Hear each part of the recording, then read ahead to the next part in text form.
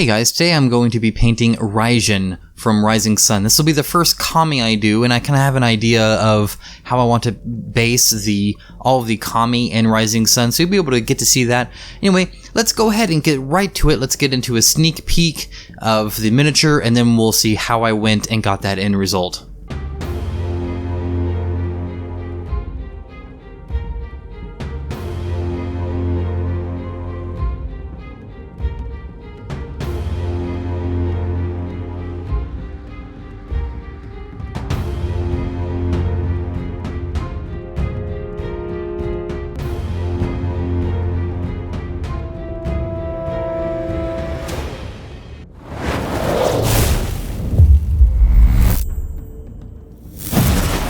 Alright, so first things first, as always, I'm going to go ahead and clean up the miniature, but I'm going to show you guys the prep time as well. I always try to include this, because sometimes, you know, a miniature sculpt can only be so much, but some of it is just how it's actually produced, how the production of it ends up in consumer hands. So, in other words, how much time I have to spend cleaning up a miniature before I can even paint it. Because I always figure if you're going to paint it, and you're going to spend the time investment to actually paint a miniature, you may as well clean it up as well. You actually do it right, do it proper. You know, otherwise I don't understand why you're doing the time investment anyway. So this one's actually pretty easy. There's a few flat spots here kind of on the back.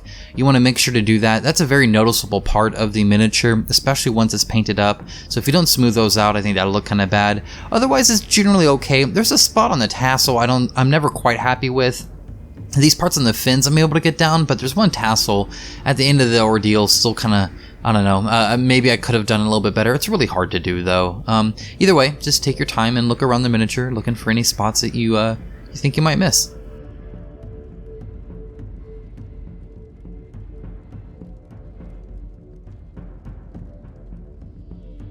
Okay, so I'm going to go ahead and base it first. I went and got these rocks from the side of my house here where I keep, you know, like my trash cans and whatnot. I didn't go to anybody's neighbor's house. Don't go to a neighbor's house. Maybe go to a park. Your taxes pay for that. So you own like at least 5 of those rocks, right? I don't know. Anyway, then I also have Army Painter's battlefield debris or battlefield rocks or whatever that's called. I'll link it down in the description below. I like these little things. They're actually, I think, made out of cork. They're very light, which is kind of nice. That rock did add a lot of weight, which is, you know, still okay. And this is just so it's not just one big rock, but instead it looks like there's kind of a rock outcropping of sorts. And so I dabbed down some super glue. I want these to really stick, so I didn't use any Elmer's glue on this part. And then I got all those rocks down there. This one I'm going to place specifically underneath. See right there in that little wedge there. Make it look a little nice. Alright, and let's prime in gray as always, but I'm actually going to prime in white as well. So this is kind of my first attempt at zenithal priming. I didn't do it super dark, but as you can see, I did it all gray, and then from kind of a 45-degree angle from overhead, I did the white just to give it a little bit of a natural highlight. You can be the judge on whether or not that helped or not. I'm not sure. I'm still not quite sold on it, but considering everybody else does it, yeah, I must be the weird one. But I tend not to see a difference. It could just be in my painting style. Perhaps I just paint over it too much because of how dark I paint. Not sure. Either way, you know, it is what it is. I tried, and I'll continue to try a little bit. This is just a dark tone, and all I'm doing is just adding a little bit more shadows to this. So his skin is... It's not quite a gray, it's a little bit of a green. I don't know if you knew this or not. In fact, a lot of my patrons were surprised to hear this, but I'm actually slightly colorblind. I mostly struggle in oranges and blues, but there's a lot of hues or shades or whatever that I don't see a difference in. So I thought he was completely gray, but my wife informed me that he is actually slightly kind of green. And so I'm going to add that in later. So first I was just going full gray on here. But she saved me a few times in these videos. In general, I do pretty good. But every now and then there'll be something I won't pick up or I won't see, or I see colors a little differently than some people. Only some colors though. So anyway, with that out of the way, I'm just kind of painting in the shadows here because he's already almost the color I want. I'm going to do a lot of blending though. I'm going to spend a lot of time on his skin actually, which don't feel bad doing that. It's like 50% of the mini, right? I mean, I think the other you know, maybe it's about 25. The other 25 is perhaps the drums, and then the other 25 is perhaps the skirt, and then the last 25 is pretty much everything else. You know, maybe it's something along that lines. Either way, it's a significant portion. And again, if you're going to do it, may as well do it right, or at least to your ability. So now I have ash gray out, and what I'm going to be doing with this is a lot of glazing. So this is very, very watered down. And as you see, you can barely see anything on my brush. Trust me, it's there and it's painting in. And I do this about 3 times. I'm only going to show you one, but I really went over it and over it and over it. And as you can see, I'm just taking where that shadow is and slightly feathering it out, or it's not really feathering because I'm not taking paint and moving it around. Just glazing it out just slightly where the muscle starts to curve, so it blends a little bit more into the highlight of the muscle. Additionally, the dark tone, I went a little heavy in a few spots, so I have to baby those a bit more with my glazing to really kind of, I had to put a few more layers on it, especially on like the back of his leg there and stuff like that, just to kind of smooth the transition. But in the end, that's really what glazing is for. It can slightly shift a tone a little bit, or it can really just kind of do this beautiful blending that I really like. But again, it does take some time, so if you're going to glaze, be prepared for that. Otherwise, you could probably just, if you didn't want to glaze this on, what you could do is wash the whole mini, essentially, in this glaze. It's not even, in other words, paint all the skin over it. And what it'll be is, where the dark tone is, it will still be darker, but then you don't have to care as much, and then you'll just have to highlight more, as opposed to me, where I'm kind of trying to leave that the very edge highlighted to the color that I want. So some of these, like especially where the white was, I'll actually tone it down, but other times I'll leave it there to keep it as bright as possible.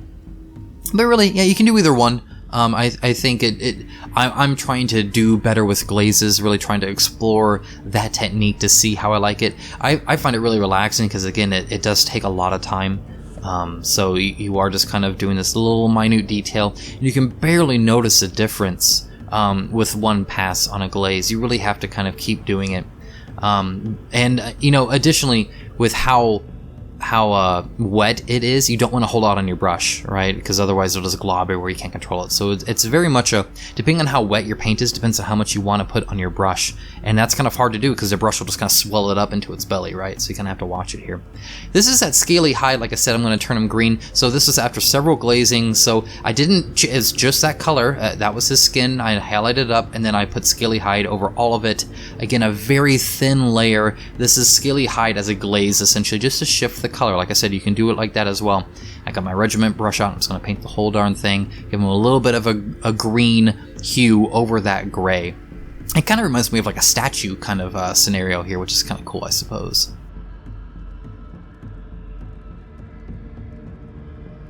Okay, so now we're going to have white, and this is just for the highlight. So again, his hair is supposed to be white, but because I did the gray with the white, I'm pretty much done there, right? So all I got to do is the highlight. So that's kind of nice. That actually saved me some time, and it's something I hadn't really ever done before where I didn't put paint on it. Normally I always put paint over it, but this time I did not. So this is just white highlights on top.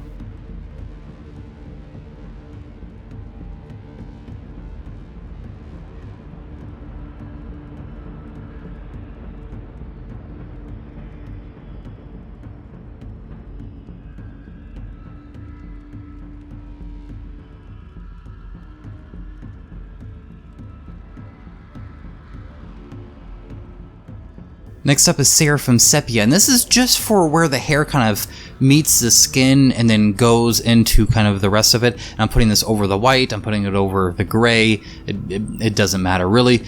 This is just kind of you can see it in the concept art too.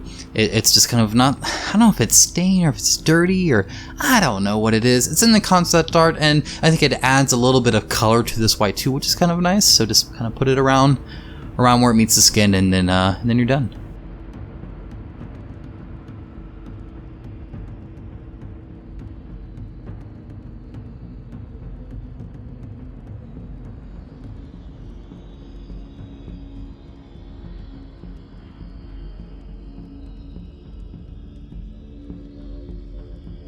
Alright, next up, let's add some color. Dark Sea Blue. This is a fun color. I'm glad I've used this several times in Rising Sun, so it's a good purchase if you're looking to get a color for Rising Sun that you're going to use multiple times on multiple figures. This is a good one to have, this Dark Sea Blue. You wouldn't think it. It's kind of one of those colors that I think isn't used very often otherwise, but if you got Rising Sun, definitely one you're going to be using. It's a great base coat for this as well. It highlights up well, so really happy with this.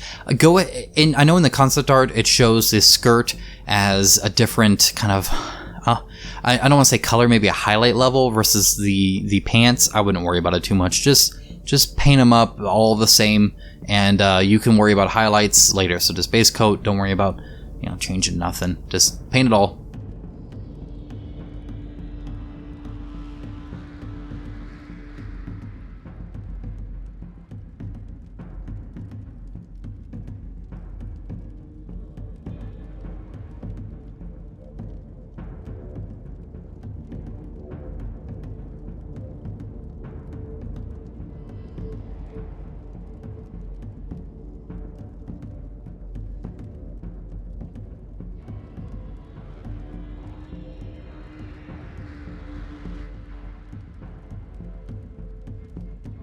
Now right here I'm going to mess up, and see, got a little bit on the brush on him. Now I'm going to show you how I fix this. This is how I clean this up. If you add fast, so I got my brush, I'm going to get it wet. So now I have the brush wet, and I'm going to smear that around. I don't really care where it goes, I just want it wet, so now it's not going to dry on me, right? And that did soak up quite a bit of it. So then what you do is you dry your brush a little bit more, and then you can actually kind of wipe it up. And as you can see, now it's like it never happened, right? No need to freak out. You just got to act quick. You don't want it to dry because then it's just kind of there. So I'm just going to make sure I get all that, but otherwise good to go. I do that several times. Sometimes I leave it in, sometimes I edit it out. This time I slowed it down to show you exactly what I do when that happens.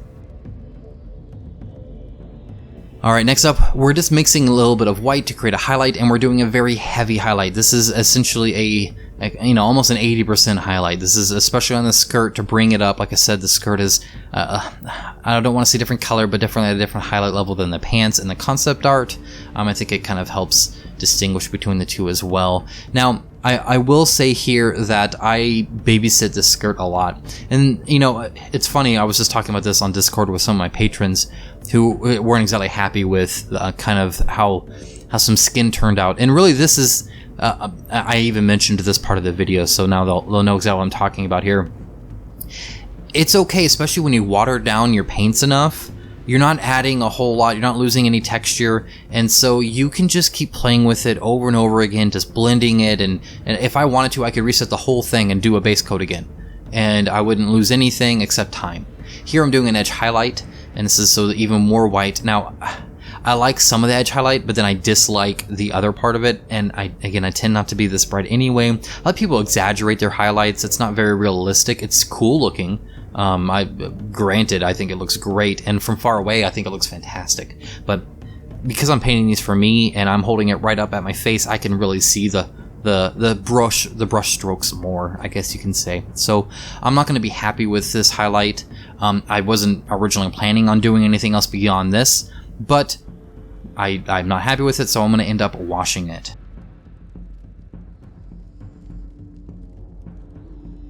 So here's the Druchii Violet. I've now decided, you know what, I'm going to try and at first maybe just get into the shadows here. So that's what I'm doing here. I'm just trying to get into the shadow, thinking maybe that'll blend it in a bit more. The problem is that's actually going to make the highlights pop even more.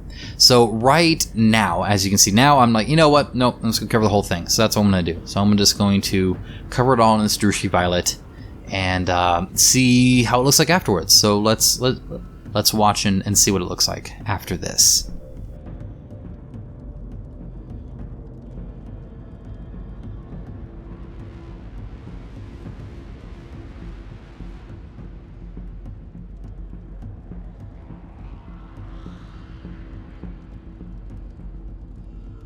Okay, that's going to dry, so let's instead go to the Ivory for the kind of the drum heads here. Now, obviously, they're not made out of ivory. Don't let the name of the paint mess with you here a little bit. You might be tempted to go for like some hide or something like that. I think this is a great color for what the concept art shows. I think it's almost perfect. I will say, you see how I painted inside the little rim of the detail? don't bother doing that. At first I was just going to paint the red on the raised portion, but it didn't look as clean. It looked a lot cleaner once I put the red in the little divots and kind of the trench areas there as well. So trust me, it looks a lot cleaner if you put the red there. So don't worry too much about the white here, but the red we're going to use will show up different on Ivory versus the gray. So try and be clean. I'm just saying, like in the rivets, I guess be a little bit more careful. At least you shouldn't care too much if you get 100% coverage there, because you're just gonna cover it up in red anyway.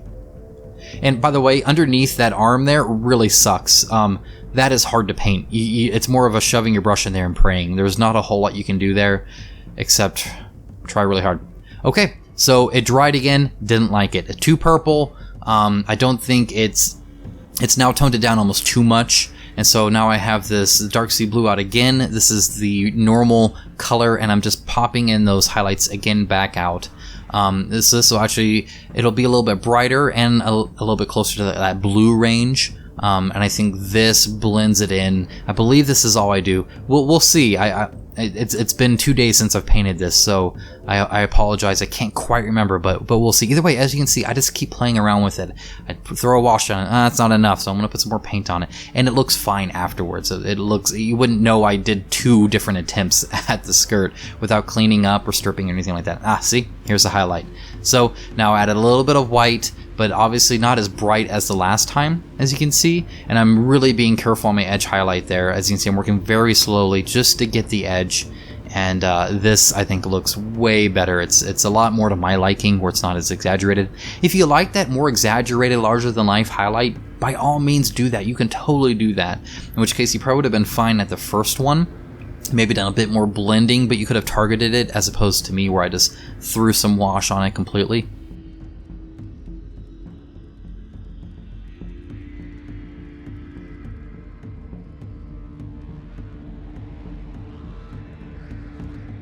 Alright, let's do the dark vermilion. These are going to be the polka dots. There's nothing quite like what is an equivalent to a god, right? This kami with a polka dot skirt. Cracks me up. I think this is great. So what I do here to get these kind of, not perfect circles, right? I'm not doing perfect circles, but fairly circular circles, is I have it really watered down. And then I'm just kind of dabbing the tip on there, and it kind of bleeds out in a circle. And then I can just wiggle it a little bit, and that just moves what leaked out. So I'm not really painting it on per se, as you would think. I'm really just letting the paint fall off of the brush because it is so saturated. Not a crazy amount, not like a glaze. That would just be a mess. It needs to hold some sort of form, not just drain everywhere, especially in these crevices. But it is fairly heavily watered. I would say almost like a highlight level of watered down here.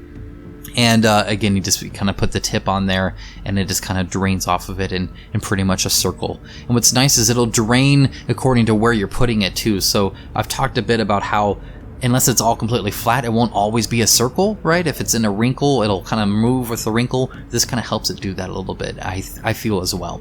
Now, I'm only doing it on the skirt, not on the pants. I can't remember if I could quite get it there or not.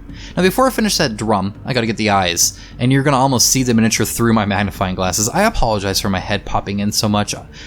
Maybe I had a bad camera angle. I'm not sure. Maybe I was just getting really close to this mini. But anyway, you get the eyes real quick in the same dark vermilion, and now I'm going to paint the drums. You're not gonna see me do the rivets, but trust me, I then paint the kind of the sides or the indents around the drum, and it looks a lot cleaner afterwards. So you'll be able to see when that's done off camera. But otherwise, you're just kind of painting very carefully. All this is very easy because they did do that rivet system, so it is a lot different. Except for, again, behind that arm. That arm is so close to that drum, and there's a little kind of that design pattern right underneath it.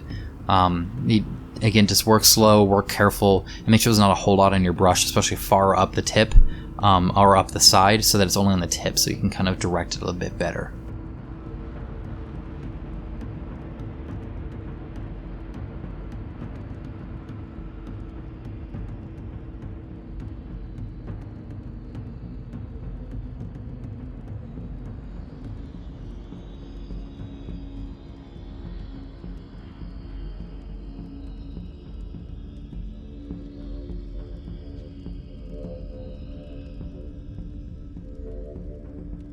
So this is interesting. This is uniform gray. There's these like a folded kind of tufts. I'm assuming with how tight his belt is, with his stomach hanging over, he wants a little bit of comfort there. So he had this kind of furry backing to it.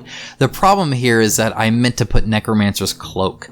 What I do is fine. I just elevate it. So normally I would have done Necromancer's Cloak with the uniform gray as a highlight. Because I accidentally grabbed uniform gray, I didn't notice until afterwards, but once I did, I just went with ash gray to highlight it, so there's still that difference in amount of gray. The Necromancer's Cloak, I feel, would be closer to the concept art here. However, it is a lot darker, and this definitely pops out a bit more, so you can use either one. It doesn't matter, just pick a gray.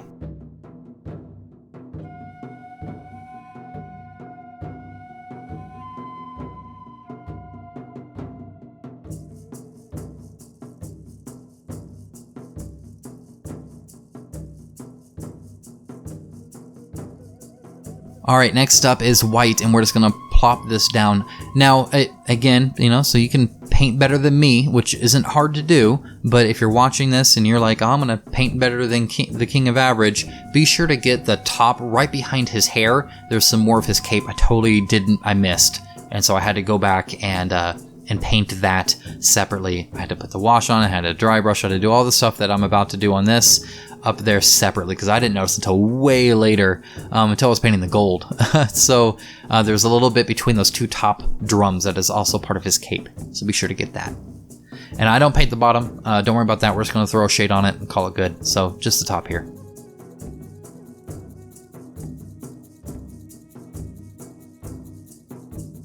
Alright, Greenskin. This is kind of fun because it adds a lot of... This is kind of a big jump in the color, I think, when you add these little details here. And this is for all of his belts. So his straps on his stomach and chest, his whole abdomen, and then his belt itself around his waist. But I really like adding this, especially with the red on the drums. I think it really just kind of helps it pop a lot and look really nice. It really started to come together, I felt, once I started painting this.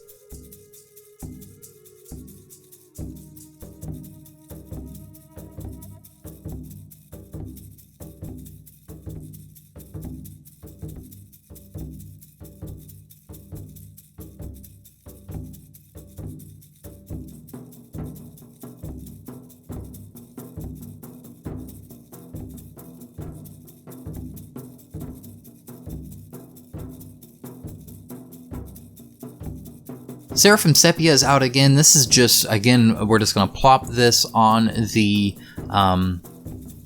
cape. I decided to do this versus, you can only see the very tips of whatever his cape is made out of in the concept art, and it's white, which I can get white tips with this, no problem. So then there's a debate on, well, what else is it? And I thought this was a quick way to do it, and I think a very nice way to do it, especially with the bottom part looking more like a kind of a hide. You could have done various levels of gray, so maybe done like a gray and then gotten up to white, or I don't know. You could have done a whole bunch of stuff. Maybe just done the white gray and then up to white. Kind of very subtle thing. I like how the wash looks on it though.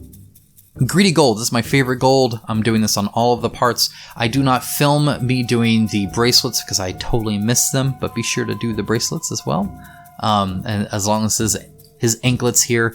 So once we're done with this greedy gold, which we're going to be here for a while, he's almost done. So don't fret. At this point, we are making great progress here. There's a little doodads here, but the drums are the biggest part, and so we're going to spend a lot of time there. And then we're gonna do a wash I haven't done on gold yet, and I really happy with how it turned out. So let's get to that now. Before I move on and just kind of let this kind of play out a little bit, I'm not going to talk through the whole thing because I do use the gold for quite some time.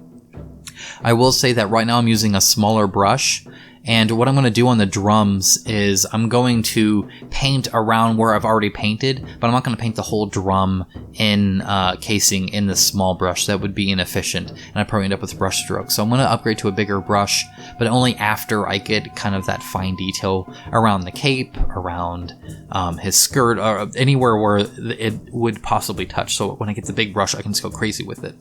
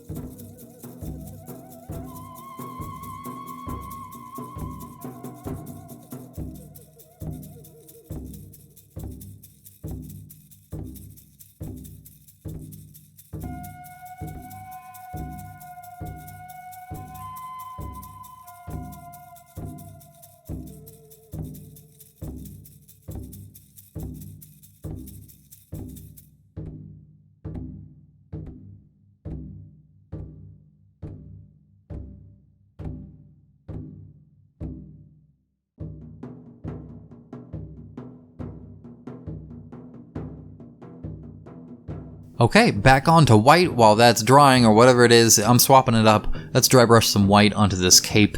I think part of the reason I moved back onto the cape now, first of all, I needed the wash in it to dry to begin with, but regardless, I think it bothered me that it looked so close to the gold here, so I wanted to bring it back up to that more or less white that I kind of wanted that to be. So again, a heavy dry brush in here. You notice I'm going every angle, every little bit. I pretty much want it, 40% white.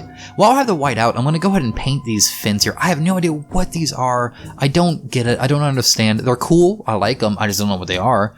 I'm going to paint them white because I'm going to put another glaze blue on it to try and get it kind of translucent. It's how I would paint ice. If you ever had to paint ice or maybe a diamond, this is how I would do it. You'll see what I mean later, but for now, just paint it white.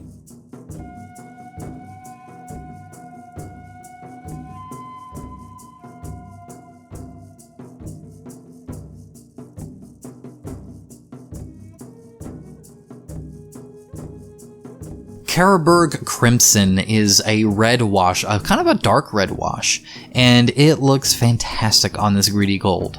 I'm really happy with it. I like it a lot. I really do.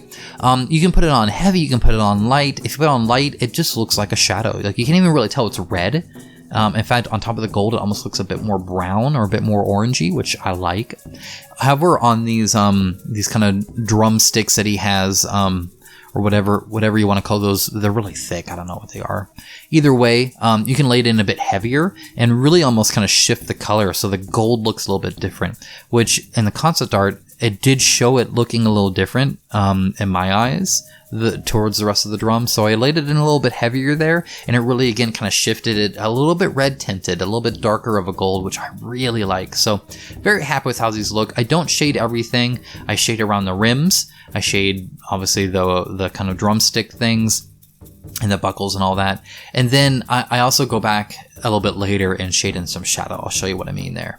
This is Shining Silver. Just every buckle that it attaches to a drum, which there are actually all 4 on him, believe it or not, should be in this silver. What I like about this is it's not something anybody's going to notice when they first look at it, but I'm a big proponent of these little things adding a lot. So this little thing, this little difference in color and metal will add a whole lot to overall visually, I think, how you see the miniature, make it a little bit more believable, which I really like.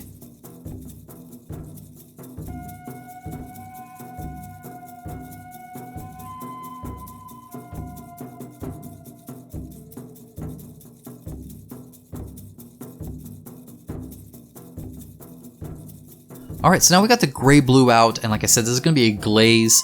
I still think I go a little heavy in on this. At first, I would have rather had done maybe 3 or 4 glazes. Instead, this only took about 2, but I'm still pretty happy with the results.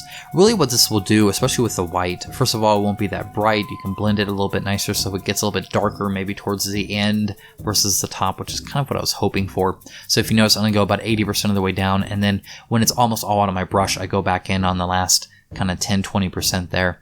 But because of how it'll dry, it's not going to really cover the edges as much, and these are really textured, so they almost look like they're just naturally highlighted with this kind of whiter tint to it, which is perfect. That's exactly kind of what I wanted, and why I said this would work great for something like ice or a diamond or something like that, where you just paint it white and then glaze it over. So there you can see kind of the highlights I was talking about. That's after 2 coats. Uniform gray is out again, though I only meant to take it out on the rocks. The other one was a mistake. This is again for the rocks. I'm just painting in all the rocks. With my natural rock, I probably could have left it. However, with the primer on there, it didn't quite do it as evenly as I'd like, and the battlefield rocks are all brown. So I went and painted them all uniform gray so they're all consistent.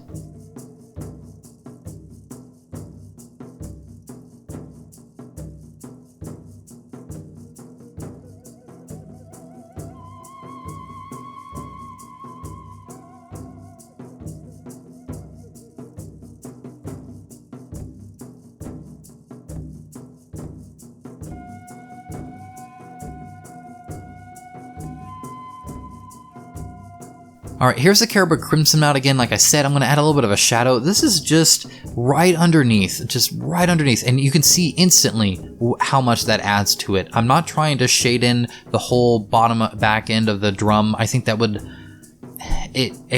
I don't think I could do it well. I think it would look really bad. It would get, tide marks or something like that. But these little shadows underneath, I think, really add a lot of depth to the drum. Make it not look as plain, break it up a little bit. Kind of like adding a black outline when you're drawing a picture can help make things pop a little bit. Even this little shade right here, this little shadow that you're kind of penciling in almost, I think adds a whole lot to it. Definitely recommend doing that. I was very happy with that result. We're going to move right on to dark tone now that the rocks are dry, and we're just going to cover all the rocks with this dark tone. Again, you don't have to be too careful with it. We're just adding a little bit of definition, making sure that you can really see the texture on all those rocks.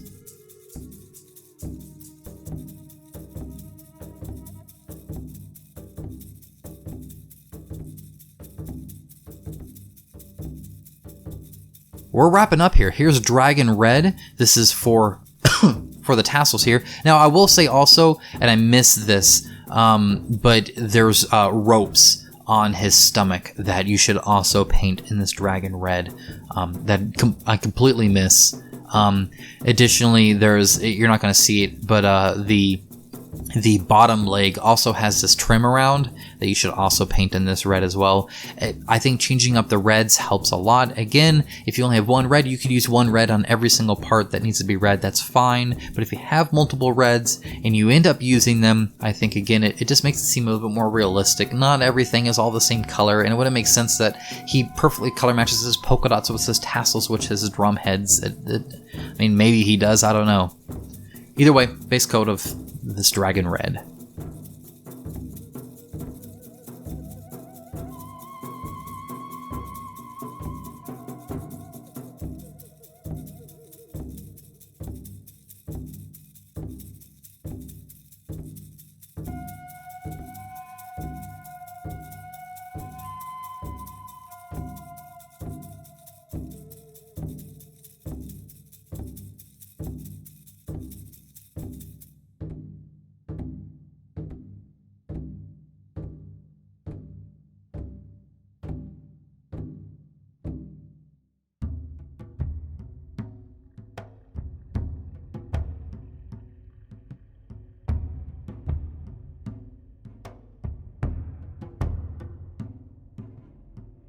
Now, while that's drying, let's move on to lava orange for his horns. This is the only place we're using it. Just 2 little small parts, but they add a whole lot to his face. Definitely recommended.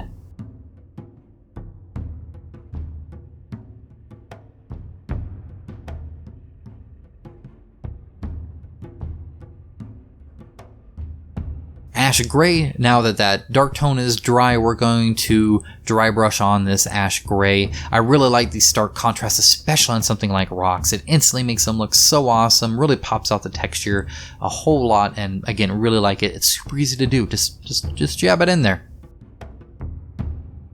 The dark tone now out for the tips of the horn, and really it's almost all of the horn, but most of it kind of in the tip. So especially if you bring your brush up wherever you leave your brush, wherever you're leading it, I think it'll be heavier. Pure red is now the final red we're going to do, and that is for the highlights. Highlight his claws and highlight all the tassels. Again, I could have used the Carroburg Crimson, but I wanted these to be pretty bright, and I think that would have darkened it up a lot, and then I would have had a highlight, perhaps 2 levels. Perhaps I would have highlighted to the dragon red and then an edge highlight or some junk like that with the pure red. So, and the pure red to me, looks a bit orangish, just a little bit orange. And so I really liked that. Again, it kind of changed the red a little bit and really made it a lot different than the other reds. We're going to put white on the entire base here. Obviously the rim, and it's going to need multiple coats. Just go into it expecting to put multiple coats. If it doesn't need multiple coats, your white was not thin enough. That's some heavy white. I'm putting it on the base because, as you saw, I'm going to end up putting snow on there, and for any part that the grass didn't go to, I wanted it to look kind of frosted, right? You know how you get the ground that's frosted with the snow underneath?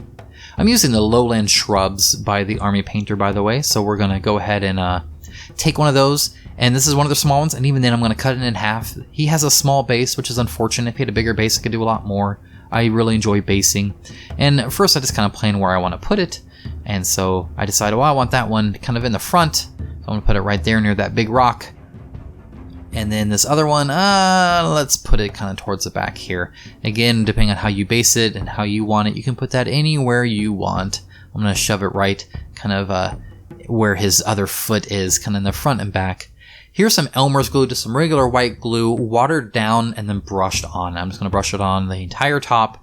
I'm going to go ahead and add some grass to it because I don't want it just snow. You could just, if you didn't want this, you could just put snow everywhere. I mean, it's whatever. I'm always trying to open the Citadel grass. This is sped up too. It took me a while to open that. Really trying to up my basing game as much as I can. I really do enjoy it. So again, this is me just throwing that grass kind of all over it so it gets nice and covered. But with this grass, especially with the white stark contrast, you can really see the bottom part. Here's a new thing I did that's different. I'm going to go ahead and put white on the tops of the bushes here, kind of this brush. I'm going to paint it on there as if they've had snow on them as well, without actually plopping the snow material on it. So I think they look really cool. You can actually buy them like that, but I don't have them, so it's whatever. Valhalla Blizzard is Citadel's texture paint for snow, and it is awesome. It starts really, really clumpy, as you can see, and I got too much here. I wanted to let it a bit more open in the front, so I'm kind of sad about that, but that's okay. It ends up okay. It doesn't look like snow at first. As it dries, it looks more melted. It gets a little transparent on the end, and it kind of settles down a little bit. It's not quite as big, but it's really hard. It's nice and firm. It's actual paint. It's really cool. It looks wet when it's not. I really like it. So I'm putting a little bit on the rocks there, a little bit on his cape. I'm not putting it anywhere on like his skirt or anything or his drums, because he'd be banging those. He'd be shaking it off. He shouldn't be covered in it. And then the final touch, I'm going to put a little bit on the bottom of his foot, because he's been walking through this, right? So he should have some snow on there. I like that part. Really got a kick out of how that looked.